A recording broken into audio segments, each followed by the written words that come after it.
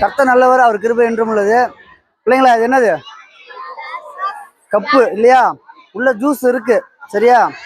ஒன்றும் இல்லை, இந்த கப்பு தான் நம்மளோட லைஃப். உள்ள இருக்கிற ஜூஸ் தான் இந்த உலகத்தில் நம்ம கற்றுக்கிற காரியங்கள். சரியா? நல்லா இருந்துச்சா குடிக்கும் போது? எனக்கு நல்லா இருந்துச்சு. நீங்க குடிக்கும் போது நல்லா இருந்துச்சு இல்லையா? அப்போ குடிச்சு முடிச்சோடனே இந்த கப்பு என்ன பண்ணப்படும்? இதே மாதிரி தான் நம்ம லைஃப். சரியா? ஒரு நாள் நம்ம என்ன ஆகும்? மறித்துருவோம். சரியா? செத்துருவோம்.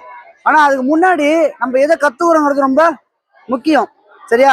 நல்ல விஷயங்களை கற்றுக்கிட்டோம்னா, கர்த்தர் இயேசு கிறிஸ்துவை பற்றி தெரிஞ்சுக்கிட்டோம் அப்படின்னா, அவருக்கான காரியங்கள் நம்ம செய்கிறோம், வேலையை செய்கிறோம் அப்படின்னா, நம்ம மறிச்சதுக்கு அப்புறம் நமக்கு என்ன இருக்கு? ஒரு லைஃப் இருக்கு. எங்க இருக்கு அந்த லைஃப்? பரலோகத்தில் இருக்கு. சரிங்களா? நீங்களாம் வாலிப பிராயத்தில் இருக்கீங்க. பைபிள் ஒரு வசனம் சொல்லப்பட்டிருக்கு, உன் வாலிப பிராயத்தில் உன் சிருஷ்டிகரை நினை அப்படின்னு சொல்லப்பட்டிருக்கு.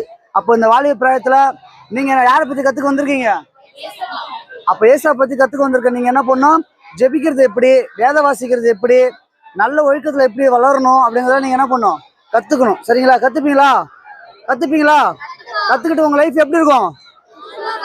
கர்த்தர் உங்களை ஆசீர்வதிப்பாராக. ஆமென்.